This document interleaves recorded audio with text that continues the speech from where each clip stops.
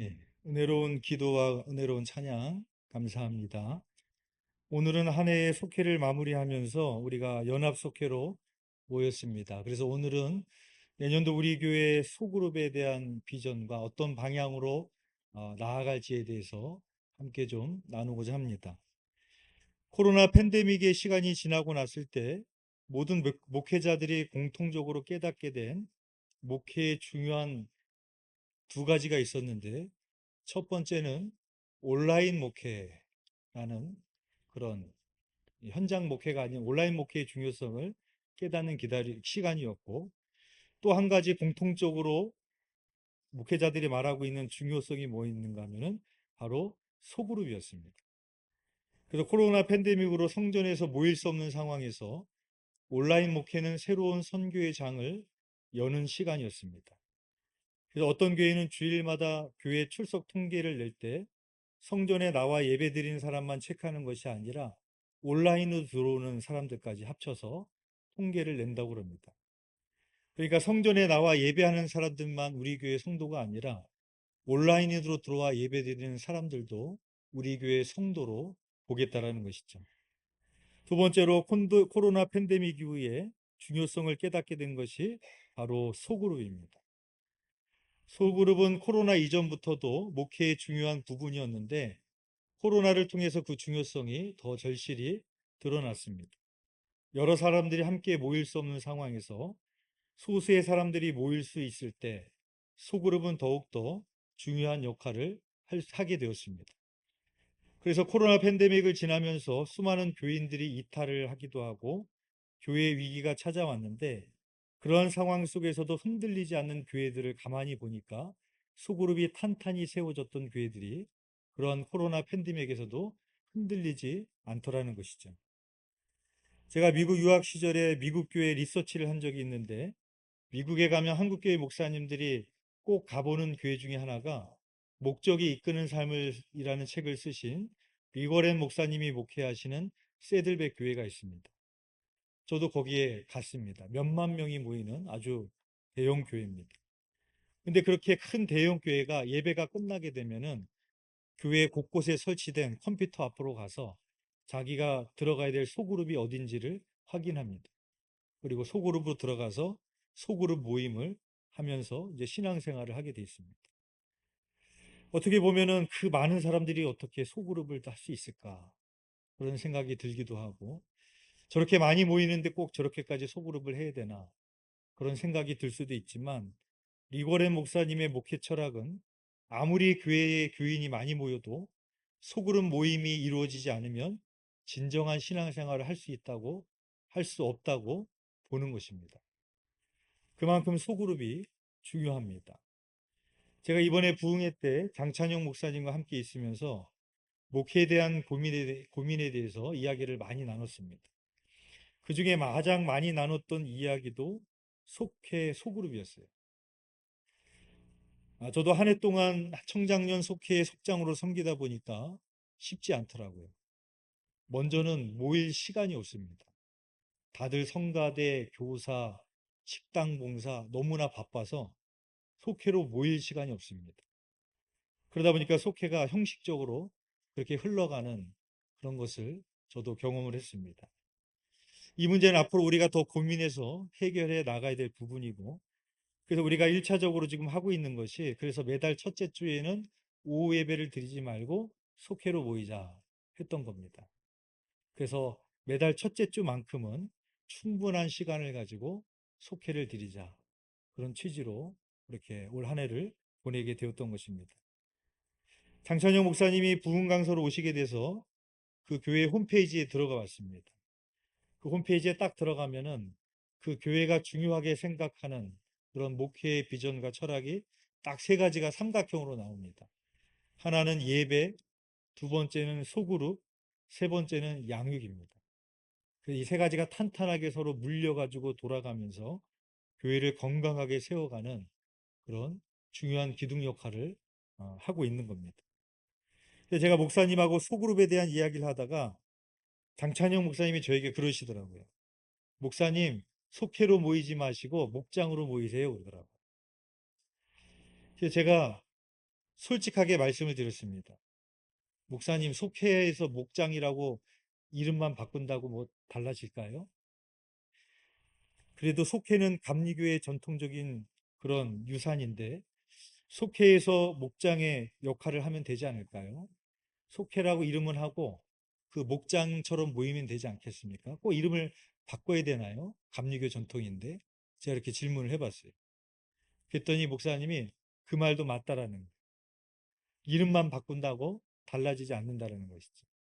근데 또 뭐라 어떤 말씀하시는가 하면 그런데 목사님 소그룹이 바뀌기 위해서는 이름을 바꾸는 것도 중요합니다. 그러더라고요. 그래서 뭐라고 하시는가 하면 목사님도 교회 이름을 신림요한교회에서 두드림교회로 바꾸셨잖아요. 그러더라고요. 교회 이름을 바꾼다고 교회가 바뀌는 건 아니죠. 그렇죠? 그러나 교회 이름을 바꿀 때, 아, 우리 교회가 앞으로 어떠한 꿈과 비전을 가지고 나아가는 교회구나, 라는 것을 심어줄 수 있는 것은 또 이름을 바꿈으로써 그 명확한 그런 동기부여가 될 수 있다라는 것이죠. 그 말 들어보니까, 아, 그것도 필요하겠다. 그런 생각이 들었어요. 현재 교회에서 하고 있는 소그룹에 대한 명칭이 몇 가지가 있습니다. 속회가 있고, 목장도 있고, 밴드도 있고, 셀도 있고, 가정교회도 있고, 여러 가지 이름들이 있어요. 근데 이 다양한 이름을 가지고 있는 소그룹들이 그 이름에 걸맞게 강조하고 있는 바가 약간 다릅니다. 그래서 속회는 속장을 임명합니다. 그런데 속장을 임명하니까 관리자가 되어버려요. 속회를 자꾸 사람을 관리하는 겁니다. 오늘 속회가 몇 명이 드렸고, 헌금 얼마를 드렸고, 뭐 성경 몇 자를 읽었고, 장이다 보니까 이 관리자가 돼서 자꾸 그냥 관리하는 선에서 멈추게 되는 거예요. 내 이름이 속장이니까. 근데 목장은 목자를 임명합니다. 여기서 목자는 목회자로 세운다는 거예요. 평신도지만 담임 목사님의 같은 목회자로 보겠다라고 임명을 임명을 하게 되는 겁니다. 그래서 목장의 중요한 역할은 그 양들을 돌보고 나눔을 하는데 중요한 역할이 포인트가 거기에 있습니다. 장찬영 목사님이 그러시더라고요. 목사님, 감리교회 전통도 중요하지만 우리는 감리교회를 뛰어넘는 교회가 되어야 됩니다. 그런 얘기를 하면서 속회도 중요하지만 속회에 한계가 있습니다. 자기도 해보니까 속회에 한계가 있다는 거예요. 그래서 내년부터 저희 교회도 소그룹 이름을 속회에서 목장으로 바꾸겠습니다. 그래서 목장도 다양하게 좀 만들어 보겠습니다. 지역별로 또 여러 가지 사역별로 그리고 뭐 청장년들은 좀 부부 목장으로 이렇게 다양하게 좀 활성화하게 될 수 있도록 목장을 좀 만들려고 하고 이름도 목장 안에서 자유롭게 좀 짓도록 이렇게 편성을 해보려고 합니다. 그래서 속장은 전통적으로 속회 공과를 보시면 속회는 예배를 드리게 되어 있어요. 그렇죠? 찬송 부르고 대표기도 하고 속장이 말씀 전하고 뭐 중보기도 하고 그렇게 예배식으로 되어 있어요. 그러니까 속장은 그거에 대한 부담감이 너무 커지니까 또 다들 안 하시려고 그래요. 근데 목장의 포인트는 예배를 드리는 것이 아니라 성경 공부를 가리키는 것이 아니라 나눔의 목적을 두는 겁니다. 그래서 앞으로 내년부터는 예배 드리려고 하지 마시고 설교하려고 하지 마시고 관리하려고 하지 마시고 내 양들과 나눔을 한다. 이게 우리 소그룹의 목적이 되어야 됩니다. 김양재 목사님이 심무하시는 분당 우리들 교회가 있어요. 다 아시죠? 그 목사님이 이 큐티로 큰 부흥을 이루신 대표적인 목사님 중에 한 분인데 그 목사님이 설교하는 얘기를 가만히 들어보면 그 목장 안에서 나눈 이야기들을 이렇게 꺼내시는데 그 나누는 얘기를 보면 뭐 남편이 바람 피운 이야기, 도박했던 이야기, 도박에 빠졌던 이야기, 가정 폭력 이야기 이런 이야기들이 그 소그룹으로 모일 때 나눔에서 이루어지는 거예요. 여러분 우리 교회에서 속회로 모였을 때 그런 게 이루어지나요? 우리는 교회에서 소문 날까 봐 그죠? 꺼내고 싶어도 못 꺼내잖아요. 그런데 어찌 보면은 교회에서 그런 얘기를 꺼내지 않으면 어디 가서 꺼내겠습니까? 정말 좋은 교회는, 정말 좋은 소그룹은 그런 얘기를 했을 때 소문나는 교회가 아니라 내 정말로 치부 같은 것도 드러낼 수 있는 소그룹. 그래서 그것을 위해서 서로 내 문제처럼 뜨겁게 기도해 줄 수 있는 소그룹. 그랬을 때 그 사람이 정말로 그 사랑에 힘입어 변화되어질 수 있는 소그룹. 그런 목적으로 우리가 가야 됩니다. 그래서 내년부터는 속회가 아니라 우리가 목장으로 갈 겁니다. 그리고 속장이 아니라 목자로 세울 겁니다. 그 나눔을, 영혼들을 돌볼 수 있는 목회자를 세울 겁니다. 그러면 목자는 일주일 동안 말씀 묵상한 것을 소그룹에 가셔서 함께 그냥 나누시면 됩니다. 근데 우리가 이것을 하기 위해서 전교인이 유치부부터 성인까지 소그룹이 말씀 묵상하는 소그룹이 되려면 전교인이 말씀 묵상하는 교회가 되어야 돼요. 그래야지만이 소그룹으로 들어갔을 때 말씀 묵상이 이루어질 수 있겠죠. 그렇죠? 다 말씀 묵상 안 하는데 갑자기 소그룹 목장에 들어가서 말씀 묵상하라고 하면은 되지 않습니다. 그래서 내년부터는 속회 공과가 아니라 전교인이 유치부부터 어른까지 똑같은 말씀 묵상책을 가지고 1년 내내 똑같은 본문을 가지고 그렇게 예배를 드리고 또 소그룹을 그렇게 진행하도록 하겠습니다. 저희 교회가 그동안에 새벽 예배 시간에 이제 두란노에서 나온 생명의 삶을 가지고 새벽 예배를 드렸는데 장찬영 목사님이 본인도 생명의 삶으로 해봤다는 거예요.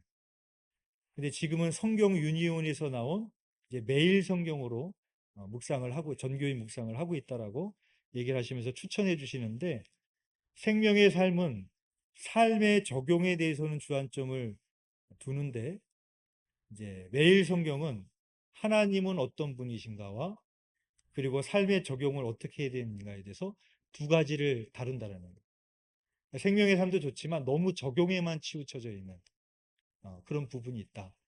그래서 우리는 매일 성경으로 한다라고 말씀을 하시고 또 생명의 삶은 한 달에 한 번씩 책을 사야 됩니다. 성도들을 또 한 달에 한 번씩 책을 사는 것도 또 번거로울 수도 있는데 이제 매일 성경은 두 달에 한 번씩 바꾸면 되는 그런 편리한 점도 있다고 그러시더라고요. 그래서 주일날 예배를 드리면 주일날에도 성경책과 항상 매일 성경을 항상 같이 성도들은 들고 와야 되는 거예요. 왜냐하면 그날 담임 목사님 설교도 그 주간에 한 주간의 묵상을 한 거 가지고 설교를 하고 또 소그룹으로 들어갔을 때는 그 한 주간의 말씀을 묵상한 것을 가지고 목사님이 주신 포인트를 가지고 나누는 것을 하기 때문에 꼭 필수적으로 성경책하고 이 매일 성경을 가지고 온다는 거예요. 그래서 자기 교회에서는 우리 교인들과 새신자들이 쉽게 구별이 되는데 매일 성경을 들고 다니는 사람들은 그리고 거기다 항상 필기를 하는 사람은 자기 교인들이에요. 근데 매일 성경을 안 들고 다니는 사람은 새신자거나 새로운 사람이라는 거예요. 그래서 우리 내년에 이제 목자로 세워주신 분들은 나는 그럼 어떻게 해야 되나 걱정하지 않으셔도 됩니다. 일단은 그런 교육을 이제 계속해서 할 것이고 내년도 리더십 세미나 때는 제가 또 말씀 묵상에 대한 강의를 하겠습니다. 어떻게 같이 말씀을 해야 될지 강의를 할 것이고 기회가 되면 장찬영 목사님 한번 모셔서 전교인을 향해서 소그룹하고 좀 말씀 묵상에 대해서 어떻게 하고 계시는지를 한번 초대해서 좀 들어보려고 합니다. 그리고 리더십 세미나에 가서는 또 한번 말씀 묵상에 대한 강의를 해 드릴 것이고 그리고 새벽 예배 때마다 지금처럼 이제는 매일 성경을 가지고 그날 새벽 예배를 드리고 수요 예배도 매일 성경 본문으로 예배를 설교를 하고 예배를 드릴 겁니다. 그러면 목자가 되신 분들은 새벽 예배를 잘 빠지지 않고 나오시고 드리시고 수요 예배 잘 참석하시고 그러면 그냥 거기서 들은 것만으로도 충분히 그 목장에 들어가서 나눌 게 있습니다. 그러니까 그렇게 준비가 하면 됩니다. 건강한 사람이 식욕이 왕성하게 일어납니다. 그래서 일주일에 한 번 목사님 말씀 듣는 것으로 만족하다가 스스로 날마다 내가 말씀을 먹는 사람이 되면 그때 말씀이 채워지면 기도에 대한 영적 욕구가 일어나게 됩니다. 그럼 목장으로 모일 때마다 말씀 묵상을 함께 나누게 되고 그곳에서 더 나아가서 함께 뜨겁게 기도를 할 수 있게 됩니다. 그리고 그렇게 뜨겁게 기도하다 보면은 선교에 대한 비전도 생겨나게 되고 그래서 궁극적으로 우리 목장은 선교하는 목장으로 가야 됩니다.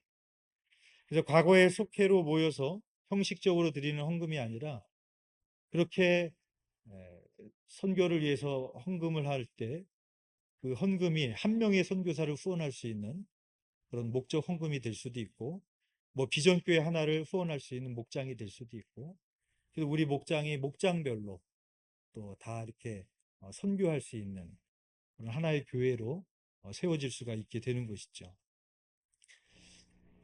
예, 이런 방향성을 가지고 우리가 내년도에 그렇게 나아가고자 합니다. 오늘 본문은 우리 속회공과 오늘 본문이기도 하고 예, 추수감사절을 맞이해서 응답하신 하나님께 감사하라라는 제목으로 말씀을 준비했습니다. 우리 목장이 앞으로 있어야 될 것 중에 하나가 이제 서로를 위해서 뜨겁게 기도하는 목장이 되어야 됩니다. 현재 저희 교회 여선교회 중에 하나는 금양로 기도의 시간에 전에 자체적으로 모여서 중보기도하는 선교회가 있습니다. 얼마나 귀한 일인지 몰라요. 제가 그렇게 하라고 시킨 것도 아닌데 자발적으로 우리가 우리 선교회는 같이 중보기도 하자, 기도 모임 갖자 그렇게 시작됐대요. 얼마나 귀해요. 그렇죠? 네. 바라긴 내년에는 그런 선교회가 더 많이 생겨나게 될 줄 믿습니다. 음. 그리고 제가 지금 여성계 총회장으로 수고하시는 김명숙 권사님 얘기를 들었는데 담임 목사님이 찾아가셔서 주중에 중보기도 모임을 하고 싶다고 그렇게 요청을 하셨대요. 그랬더니 이제 이용기 목사님이 목회자를 거기에 붙여줄 사람이 마땅히 없다. 그 여건이 되지 않는다. 그랬더니 괜찮습니다. 목사님 예배실만 열어주시면 평신도 중심으로 중보기도 모임을 하겠습니다. 그랬대요. 그래서 큰믿음 유신교회는 목회자가 아니라 평신도가 중심이 된 중보기도 모임을 하고 있습니다. 그래서 저희 교회도 내년에는 목회자가 아니라 평신도가 중심이 된, 물론 목회자가 뭐 전혀 관여하지 않겠다는 건 아니지만 도움을 드리지만 최대한 우리 평신도 분들이 끌고 가는 그런 중보기도 모임을 좀 가지려고 합니다. 오늘 그런 마음으로 설교를 준비했는데 감사한 것은 또 이 뜻이 통했는지 그 기도 모임을 이끌고 가고 싶다고 말씀해 주신 분이 있어서 참 얼마나 감사한지 모릅니다. 오늘 말씀은 기도의 중요성에 대해서 시편 기자가 말하고 있습니다. 1절에 보면 내가 부를 때에 응답하소서. 2절에 보면 어느 때까지라고 말하고 있습니다. 시인은 지금 하나님께 SOS를 치고 있습니다. 긴박합니다. 하나님 앞에 간절히 기도하고 있습니다. 제가 미국 유학 시절 강도 만난 사건을 한번 이야기한 적이 있는데 정말로 팬티바람으로 미국 땅에서 헬프미를 외쳐볼 것이라고는 생각지도 못했습니다. 그 새벽에 그렇게 소리를 지르는데 한국 같으면 그래도 몇 명이라도 와볼 것 같은데 정말 아무도 안 오더라고요. 프런트에 전화를 했더니 경찰 불러줄까 말까 딱 그 말만 합니다. 됐다고 하고 끊었습니다. 우리가 나에게 정말로 우리의 기도를 들으실 수 있는 분이 있다는 것이 얼마나 감사합니까? 우상은 듣지 못합니다. 듣지도 못하고 우리를 구해낼 능력도 없습니다. 그러나 하나님은 우리의 기도를 잊지 아니하시고 기억하시고 30년 후에도 응답하시는 하나님이신 줄 믿습니다. 또한 기도에는 어떠한 유익이 있는가 1절에 보면 곤란 중에 나를 너그럽게 하셨사오니 라고 말하고 있습니다. 시편 4편은 다윗이 쓴 시입니다. 그리고 시편 4편은 앞에 있는 3편과 동일한 배경에서 쓰여진 시편으로 보고 있습니다. 그러니까 다윗이 압살롬을 피해 다닐 때 쓴 시편입니다. 나를 대적하는 자들이 나를 막 치려고 합니다. 사람이 이렇게 공격을 받게 되면 일반적으로 사람들은 분노하게 되어 있습니다. 그래서 분노에 대해서 분노로 처신하게 되어져 있습니다. 근데 다윗은 이러한 때에도 하나님께 간절히 기도하면서 뭐라고 고백하는가 하면 하나님이 나를 너그럽게 하셨습니다 라고 고백하고 있습니다. 이것이 기도의 능력인 것이죠. 모세가 광야에서 이스라엘 백성들을 이끌고 하면서 얼마나 어려움을 겪습니까? 고라의 자손들은 모세와 아론에게 영적인 도발까지 하기도 했습니다. 그런데 모세는 그때마다 분노하는 것이 아니라 하나님께 엎드려 기도했습니다. 그래서 성경은 모세를 평가할 때 모세의 온유함이 지면의 모든 사람보다 더하더라. 온유한 사람이 됐습니다. 십계명 돌판 2개를 깨트릴 정도로 분노가 넘쳤던 모세가 온유한 사람이 될 수 있었던 비결은 뭐냐? 분노에 분노로 대항했던 것이 아니라 분노에 기도로 엎드렸기 때문입니다. 그때 하나님께서 나를 너그럽게 만들어 주셨기 때문에 온유한 사람이 될 수 있었습니다. 오늘은 저는 이 말씀을 드리면서 얼마나 부끄러운지 모릅니다. 오늘 아침에도 제 아내에게 화를 냈거든요. 목사가 주일 오전에 아내에게 또 분노를 내면서 지나고 나서 바로 후회가 되더라고요. 드는 생각이 아유 아직도 멀었구나. 기도가 부족한가 보다. 저 역시 아직도 더 기도로 다듬어져야 될 자임을 보게 되어집니다. 바로 이것이 기도에 주는 우리의 유익이라는 것이죠. 또 3절에 보면은 여호와께서 자기를 위하여 경건한 자를 택하신 줄 너희가 알지어다. 내가 그를 부를 때에 여호와께서 들으시리로다 라고 말하고 있습니다. 세상의 사람들을 택하는 기준은 학력을 보고 실력을 보고 배경을 보고 외모를 봅니다. 그러나 하나님이 택하시는 기준은 경건한 자를 택하신다라고 말씀하고 있습니다. 하나님께서 사울을 버리시고 다윗을 택하십니다. 사무엘을 이새의 집으로 보내시는데 사무엘이 이새의 맏아들을 보니까 외모가 훌륭합니다. 그래서 이 사람이 하나님이 세우실 사람인가 보다라고 생각하니까 하나님이 사무엘에게 그의 용모와 키를 보지 말라. 사람은 외모를 보거니와 나 여호와는 중심을 보느니라고 말씀을 합니다. 모든 아들이 그 앞을 지나가지만 하나님이 세우실 사람을 찾을 수가 없었습니다. 그때 막내 아들이 남아있는데 그가 어디에 있느냐라고 물으니까 그는 양을 지키나이다 라고 대답합니다. 하나님은 어떤 사람을 선택하십니까? 다윗처럼 어떤 상황에서 어떤 곳에 있을지라도 자기에게 맡겨진 일에 최선을 다하는 사람을 쓰십니다. 골리앗과 맞서 싸울 때에도 여호와 하나님의 이름을 의지하여 나아갔던 것처럼 하나님만 의지하는 사람을 하나님께서는 선택하시고 사용하신다는 것이죠. 실제로 다윗은 수많은 시편을 쓰면서 하나님께 수많은 기도를 드렸습니다. 그리고 다윗의 인생을 통해서 그 기도들이 얼마나 신실하게 응답되었는지를 우리는 성경을 통해서 얼마든지 알 수가 있습니다. 6절에 보면 여러 사람의 말이 우리에게 선을 보일 자 누구뇨 하오니 여호와여 주의 얼굴을 들어 우리에게 비추소서라고 말합니다. 여러 사람의 말이 우리에게 선을 보일 자 누구뇨. 이 말은 다윗의 대적자들에게 다윗이 공격을 받는 것을 보면서 사람들이 의로운 자가 불의한 자에게 공격받는 현실을 보면서 사람들은 우리에게 선을 보일 자가 누구냐라고 묻는다라는 겁니다. 그러니까 그들은 이런 현실들을 보면서 하나님은 어디에 있는 거야? 이 땅의 정의는 어디에 있는 거야?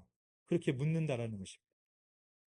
우리 또한 이러한 불의한 현실 속에서 고난을 당하게 되면 이러한 불평을 토로하게 됩니다.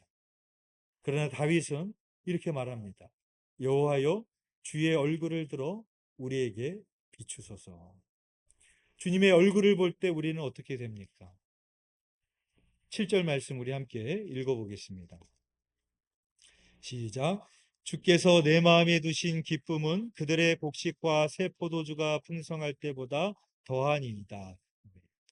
주님의 얼굴이 내 마음에 비칠 때 내 마음에 큰 기쁨이 임하게 됩니다. 그런데 그 기쁨은 곡식과 새 포도주가 풍성할 때와 비교할 수 없는 기쁨이 내게 임한다라고 다윗이 고백하고 있습니다. 여전히 사람들은 나를 대적하고 있지만, 나를 공격하고 있지만, 불의한 현실들을 보고 있지만, 고난을 당하고 있지만, 주의 얼굴이 내게 비춰질 때 내 마음은 너그러워지고 기쁨과 평안과 감사가 가득 차게 된다라고 다윗은 고백하고 있는 것입니다. 그래서 다윗은 그 평안을 이렇게 고백합니다. 우리 8절 말씀 함께 읽겠습니다. 시작. 내가 평안히 눕고 자기도 하리니 이를 안전히 살게 하시는 이는 오직 여호와시니이다. 내가 평안히 눕고 자기도 하리니. 여러분 지금 다윗이 평안히 눕고 잘 수 있는 상황이에요? 그쵸? 돌베개를 베고 자야 될 상황입니다. 그런데 그 마음에 하나님의 얼굴이 비춰주니까 그 마음속에 기쁨이 차고 감사가 차고 그 마음속에 평안이 임하니까 그런 상황 속에서도 내가 평안히 눕고 자기도 한다라고 고백하는 것입니다. 더 나아가서 안전히 살게 하시는 이는 오직 여호와시니다 라고 고백하고 있습니다. 지금 다윗의 상황은 전혀 안전하지 않습니다. 끊임없이 공격을 받고 있는 상황입니다. 그러나 누구보다도 나를 안전하게 지키실 수 있는 분이 하나님이심을 믿었기에 그 하나님의 품에서 평안함과 안정감을 누리고 있는 다윗을 우리가 보게 되어집니다. 이것은 다윗만 누릴 수 있는 것이 아니라 기도하는 우리들이 누릴 수 있는 은혜와 축복인 줄 믿습니다. 오늘 말씀처럼 우리 모두가 그리고 앞으로 우리 목장에서 다윗처럼 하나님께 기도할 때 분노가 아니라 마음이 너그러워지고 우리 마음을 평안케 하고 안정케 하시는 하나님의 은혜를 누리시는 우리 두림교회와 모든 목장이 되시기를 주님의 이름으로 축원드립니다. 기도드리겠습니다. 하나님과 은혜가 풍성하신 하나님, 올 한 해도 또 속회로 모이게 하시고 또 속회를 통하여 함께 말씀을 나누고 기도하며 은혜 받게 하시니 감사를 드립니다. 특별히 1년 동안 수고하신 교구장님과 속장님들을 기억하시고 그들이 수고하여 씨를 뿌렸고 물을 주었으니 하나님께서 자라나게 하여 주실 줄 믿습니다. 내년도 새로운 비전을 가지고 우리가 목장으로 출발합니다. 하나님께서 세워주신 목자를 통하여서 그 모임을 통하여서 진정한 나눔이 있는 소그룹이 되게 하여 주시고 그 안에서 삶을 함께 나누고 말씀을 나누며 뜨겁게 기도하며 선교하는 목장으로 성장할 수 있도록 주님께서 사용하시고 축복하여 주시옵소서. 주님께서 그렇게 이루실 줄 믿사오며 예수 그리스도 이름으로 기도드렸사옵나이다. 아멘.